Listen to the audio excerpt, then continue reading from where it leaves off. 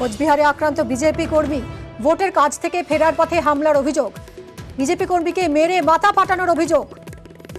শুভঙ্কর আরো বিস্তারিত জানাবেন। শুভঙ্কর, দেখো, গতকাল লোকসভা নির্বাচন ছিল কোচবিহারে।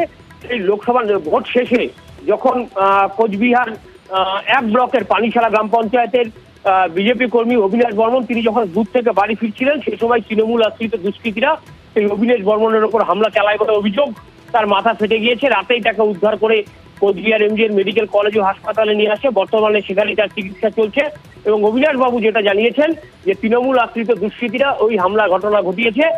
যদিও তৃণমূল নেতৃত্বের দাবি যে নিশীথ প্রামাণিক কোচবিহারে হেরে যাবে, সে কারণেই বিজেপি এখন নিজেরাই নিজেদের মতো গন্ডগোল করে তৃণমূলের ঘাড়ে দোষ চাপাতে চাইছে। পুলিশের কি ভূমিকা এই ঘটনায়? দেখো, ইতিমধ্যে বিজেপির তরফে একাধিক এই যে এই ধরনের ঘটনা ঘটছে, বিজেপি কর্মী সমর্থকদের মারধর করছে, সেই ঘটনায় কোতোয়ালি থানায় অভিযোগ দায়ের করা হয়েছে। ঘটনার তদন্ত শুরু করেছে কোতোয়ালি থানার পুলিশ।